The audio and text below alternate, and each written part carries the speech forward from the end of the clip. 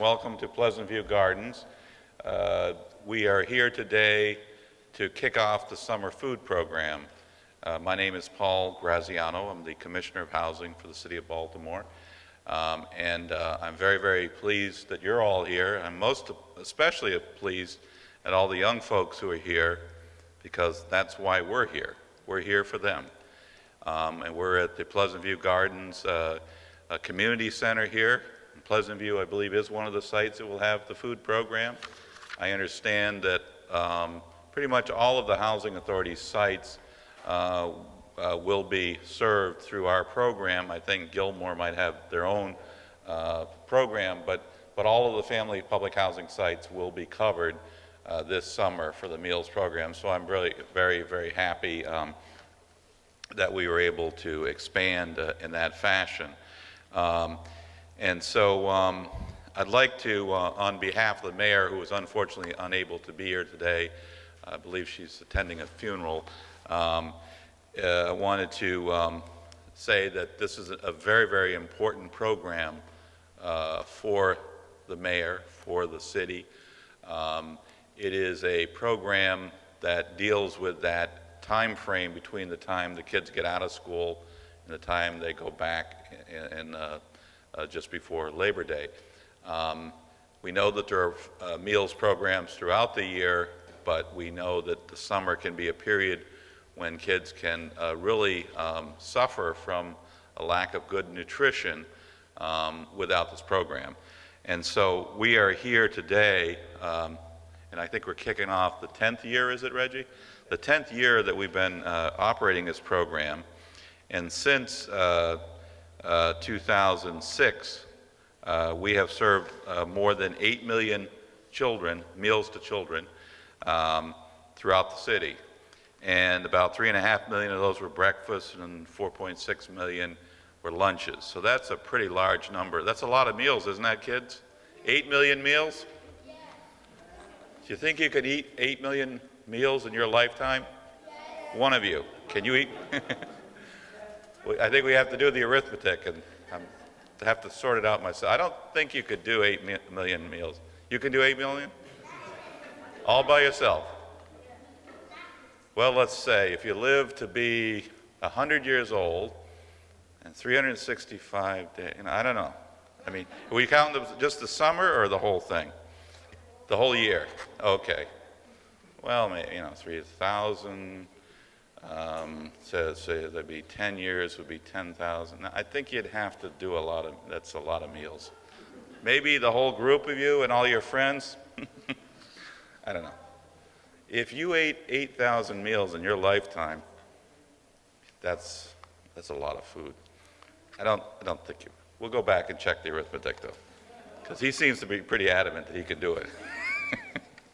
But anyway, it's a lot of food for a lot of good kids. I want to acknowledge some folks here who are critical partners. Cheryl Worthington is here from our office, who runs our resident services program at the Housing Authority, and they've been working very closely with Deputy Commissioner Schreiber and his team on ensuring that we have sites throughout the public housing, and it's supportive of all the other programs as well. So I want to thank her. I want to, and I will be introducing these folks shortly, but Jim Harmon from USDA, a special nutrition program. He will be speaking momentarily. Bruce Schenkel, I'm sorry, Bruce Schenkel. I had it right the first time. And where is Bruce? Right there, okay. That's okay. So Bruce is from the Maryland State Department of Education, which is the entity through which our funds flow from USDA to the state to us. So we're both happy to have both our state and federal partners here as well. Our school department reps, I do not believe were able to make it, but they are critical partners as well. Also, I want to acknowledge, and I don't think they're here, but Martin's Caterers every year since we started, I think. They've been doing this program. They're doing a great job. Marty Resnick, Wayne Resnick, and Jeff Post. So I want to acknowledge their great work. And Jonathan Rondeau and his team. Jonathan, you'll be speaking momentarily from the Family League, a very, very important partner to the city. I also understand, and I didn't meet this person, I don't think, Akil Patterson is right there. The Sugar Free Kids Maryland, is that your program? And so thank you for being here. I hope the kids appreciate that, but sometimes when you say sugar-free to a kid, that's a hard thing to swallow, so to speak. But you know what, kids? Sugar in moderation is not a bad thing, I guess, but we really can't overdo it. We can't overdo it, right? Right. See, you know, if you can do those 8 million meals, you don't have too much sugar in it. So it is an important thing, all kidding aside, that you get these drinks now that are super jumbo sizes and so forth. You know, you can really, before you know it, just pack on a lot of calories that are unnecessary, and then that leads to other problems. And to the extent we can change our habits at an early age, that's a great thing to keep through your life. So at least reduced sugar, if not sugar-free. I want to acknowledge Mr. Scriber, as I mentioned. Sylvia Fullwood-Paler is here from his team, and I mentioned Cheryl before. So without further ado, I'm going to just say that this program will be kicked off next week. Today, is it a week from today? Yeah, a week from today, the 22nd through August 26th. It's a program open to all kids under the age of 18. They will receive the nutritional breakfast and lunch 5 days a week at one of the sites of their choosing throughout the city. And I think Reggie can give us more details on where they all are. I understand we have 306 sites that have been registered so far, and we are hoping to hit 1 million meals this summer, which would be an all-time high. By the way, I want to thank all the volunteers who are here as well. I think with all the white shirts on here. Is that like AmeriCorps? You guys all with AmeriCorps? Yeah, thank you very much for your work as well. So without further ado, I'm going to ask Jim Harmon to come up from the USDA and talk about their role in providing these good nutritional meals, not only here in Baltimore, but through the entire USA. So, Jim? Thank you.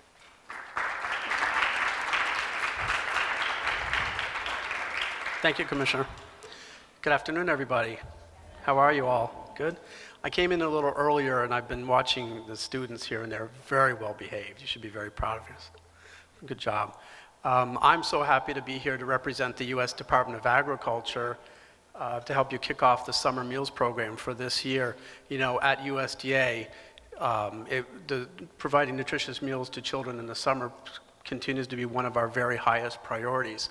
During the school year, and I'm going to throw some numbers out so the kids, you don't have to necessarily listen, it's more for the adults, but through the school year that we serve 22 million children that are needy, either free or reduced price breakfasts and lunches during the school year.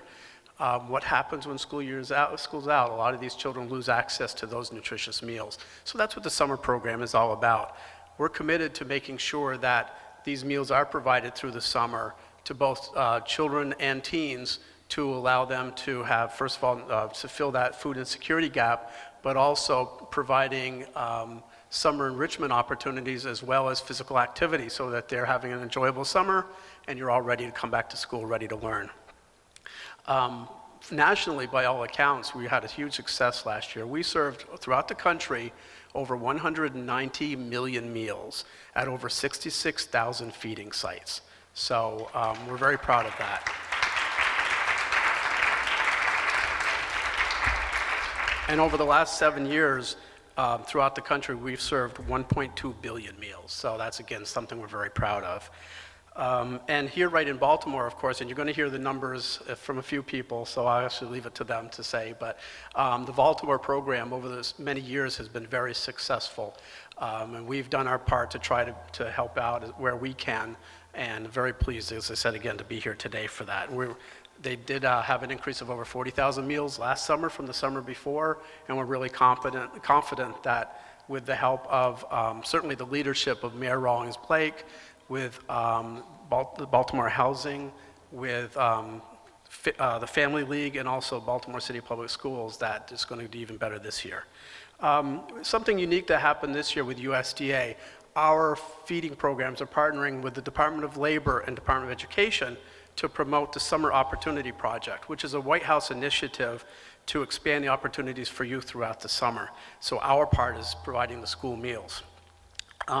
We've been working with local, state, and national partners to make these youth aware of where the locations throughout the summer where these meals can be received. For the summer employment workers, student workers, like the program here in Baltimore. For our part, what we're doing here in Baltimore is we're helping by authorizing the service of at least up to 3 meals per day for these student workers, and also we've authorized the use of VISTA volunteers here in Baltimore to help with the project. So again, we're pleased to do our part, but it's just a small part. The people you see here today, they're the ones that really make it happen. So again, thanks for letting me be here today to help you celebrate this, and I hope everybody has a great summer. Thank you.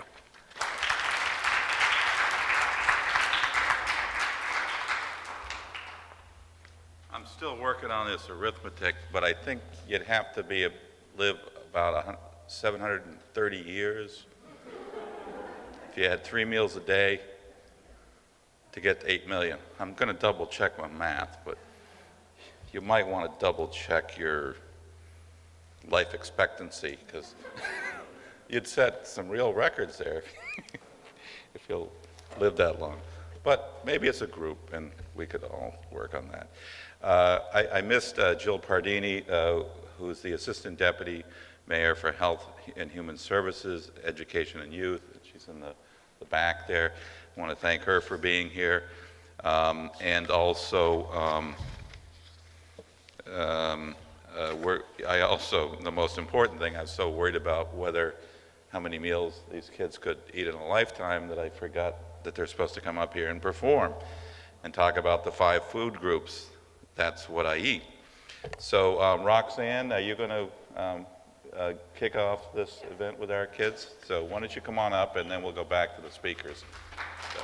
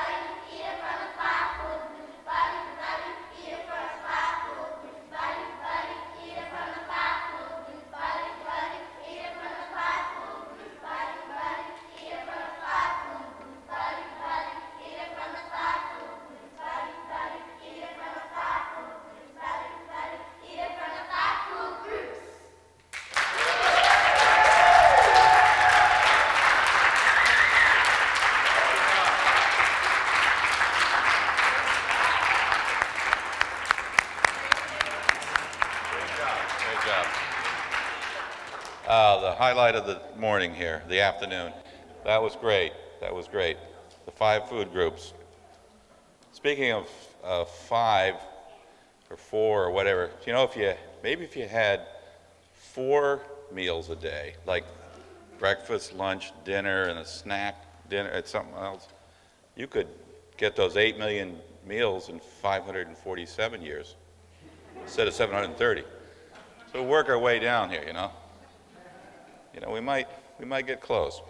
Okay, thank you very much, Roxanne. The kids, as always, were terrific, and again, that's why we're here.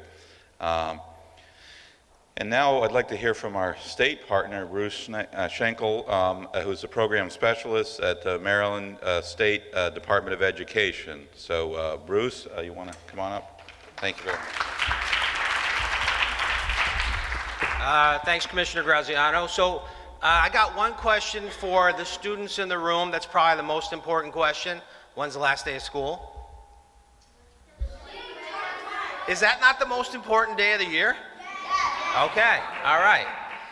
So like Commissioner Graziano said, I work with the State Department of Education, and specifically with the nutrition programs, school lunch, school breakfast, even after school meals during the school year. But in particular, personally, I've always had a certain affection for what happens to students and children out of school time, after school, and particularly in the summer. So one of the things that we like to promote with the State Department of Education is year-round access to the programs that we're responsible for. And as much as I'd like to say that we're responsible for them, it's really like Commissioner Graziano said, like Jim Harmon has said, it's not about the agencies that operate the program. It's really about the children that participate in the programs. Yes, the agencies are important, no question about it, but it's really about the children that participate in the programs. So we want to make sure they have year-round access to these programs. It's important that one of the mottos, or the motto for the State Department of Education, is preparing world-class students. And we want students to be world-class, and part of becoming world-class students is through proper nutrition, getting good meals, making sure you have access to some of those programs. So one of the things, just a quick mention of numbers. So in the summer meals program, we reach about 22 out of every 100 children that participate during the school year in school lunch. So while that's great, it's top 10 in the country, there's obviously room for improvement. So, you know, kind of like you get an A in a class, there's still room for improvement. And we feel strongly that, yes, there is still room for improvement. And it's through partners, Baltimore Housing, the Family League of Baltimore City Public Schools. It's really through their progress, through their initiatives that they offer these programs, and it's really us thanking them for opening their doors and providing the meal service to the students in Baltimore City, because it's such an important service. So for that being said, I want to thank everybody for coming. Thanks for supporting the programs, not only during the school year for the programs that school lunch, school breakfast, but also for the support of the summer meals program in the summer for all the children in Baltimore City. So thanks, everyone.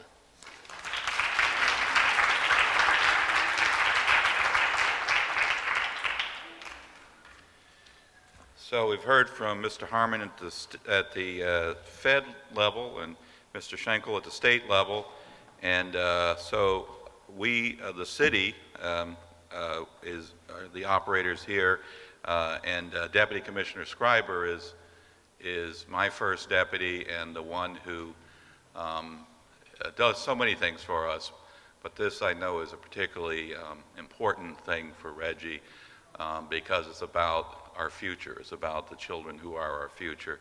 So I can't thank Reggie enough for everything he does every day, but I especially thank him for being so supportive of the children of this city. I know he does it from the bottom of his heart. And so Reggie, why don't you come on up and make a few comments about the program as well.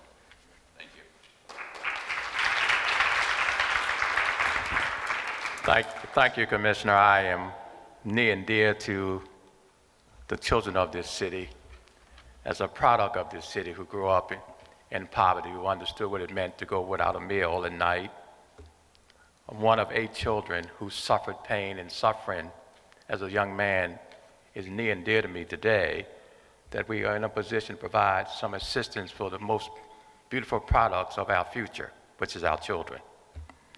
There are times when my heart aches when someone calls me in the middle of the night and says that they're being evicted with no place to stay, or that a child is out in the cold and they sleep in a car because they're homeless, or because there's a parent who comes and says, today I have no food and my gas and electric is terminated.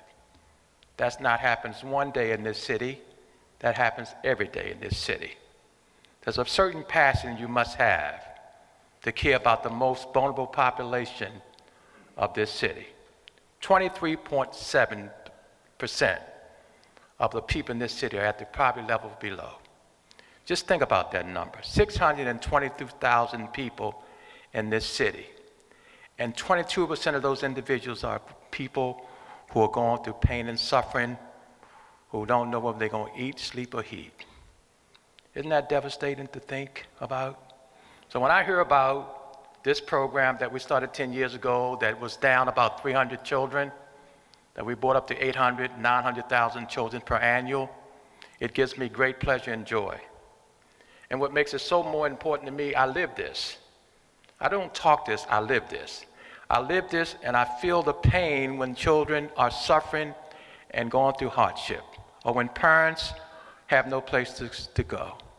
And I must tell you that if you don't have a passion in your heart to care about our children, then you shouldn't be here. This is not about a job, this is about a life experience. And so today I just want to thank our partners, Jonathan from the Family League, and I don't see anybody from the school system but the Baltimore Public School System, and all those people who are involved, and my staff, Sylvia Forward, Roxanne, who every year who is a school teacher, by the way, but takes a little bit of time, her effort, to provide assistance for those 2 or 3 months of the summer, who does so much great work. Thank you, Roxanne, for your help and your support. I really appreciate you. But more than that, I want to say a special thanks to Commissioner Graziano, because his leadership gave me the emphasis to keep on pushing hard. There are days we get tired. There are moments we get frustrated. There are times that we feel like we're in despair. But as soon as I see a young face, a person needs some kind of thing, I wake up. My wife tells me I wake up with this stuff in the morning, and sometimes I say, well, honey, you don't understand. See, when you come from different environments, my wife came from an environment which is much different than mine. I grew up in this neighborhood. She grew up in another part of the city. And her family was a little better off, so sometimes we have a conflict.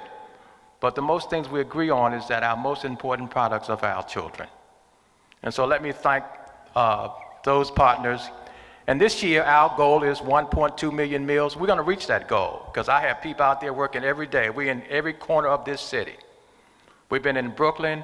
I got people who don't even work in this program that I got Sylvia out there hustling and bustling every day. And not one day I'm not in Park Heights or Brooklyn or Curtis Bay or Cherry Hill myself.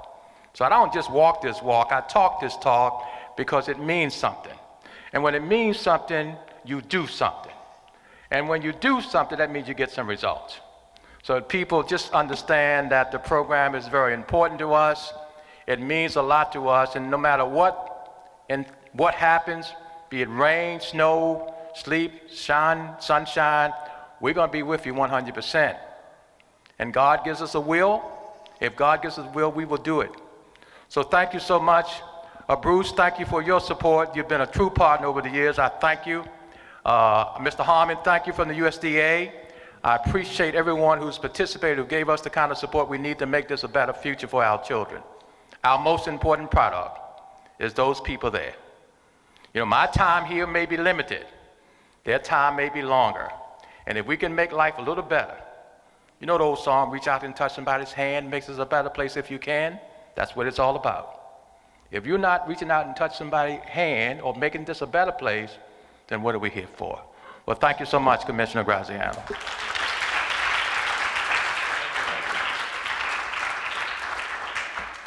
And again, Reg is a treasure here, and so many things that he does that people don't even know.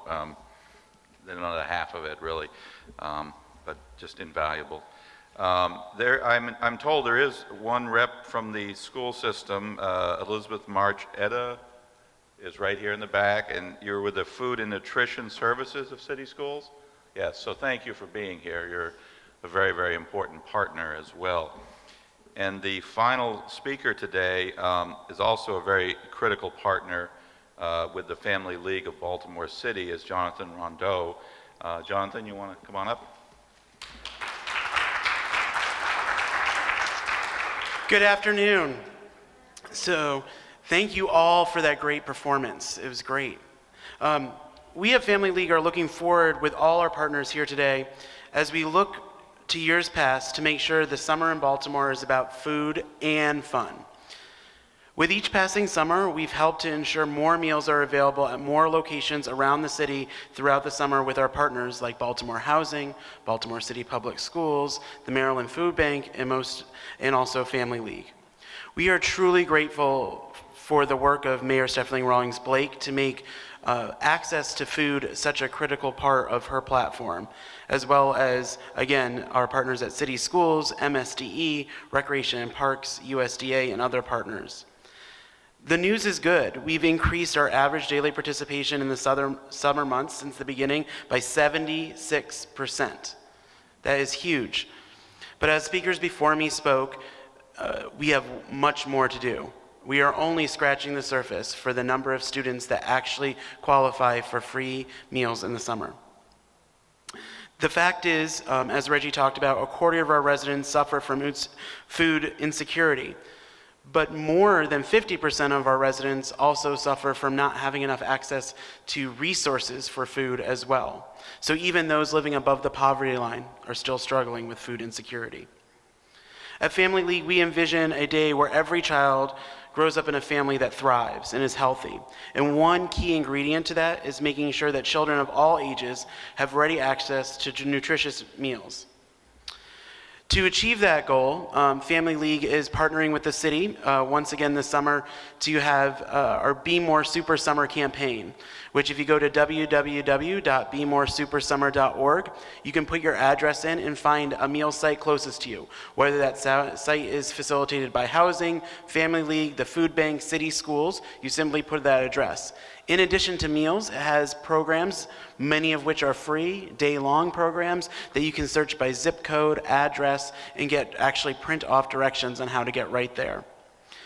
We are also excited at Family League to continue our mobile meals program, which will have a van that operates 5 days a week, coming to local neighborhoods for people, young people who don't have access to daily programs or don't live in housing authority areas to be able to access meals. And thank you to our partners at NCCC for your effort and volunteerism with that program.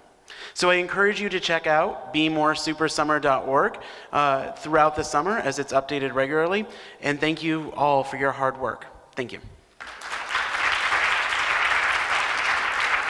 Okay, I'm told also that Liz Hoy is here from No Kid Hungry and AmeriCorps. Where's Liz here? Oh, in the back. Yes, thank you for being here. So many partners here, and each of you has a critical role. And I believe there are a few parents here as well in the back. Did I see a few parents that came in, maybe in the back here? So thank you for being here, and I know there's one here, so thank you. Obviously, we need you to make sure your kids get here, but let the neighbors know too. That's a very important program. So thanks to everybody. It's a team effort, and we're just going to plow through this summer like we do every summer, and then fortunately you kids will be able to go back to school, right? So that'll be a good thing, right? Won't that be a good thing? The end of August? August is your birthday? Well, you know what you get for a present? You get to go back to school. Because that summer is really kind of a boring part of the year, right? No, Nate? Nate? You know, I don't know, I used to count the days till I get back to school. Well, that's not really true. I can remember, believe it or not, it was a lot of years ago, but counting down the days till school ended. Gosh, you get really excited there at the end, don't you? Yeah. So, yeah, time to relax. Yeah. Summer is a time for relaxing. It's a time for vacation. If you know, you can go somewhere, or they call it staycation. Is that what they call it? Just relaxing, being safe, and reading. Keep reading through the summer, right? Reading books. No? Books. No. Books go well with that food. Yeah. Well, you know.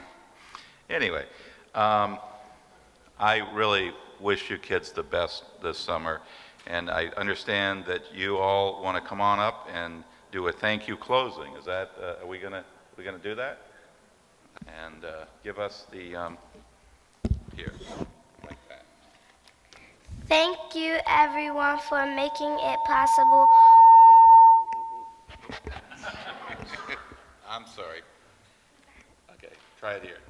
Thank you, everyone, for making it possible for all us kids to get free breakfast and lunch in the summer. Well, thank you. Thank you.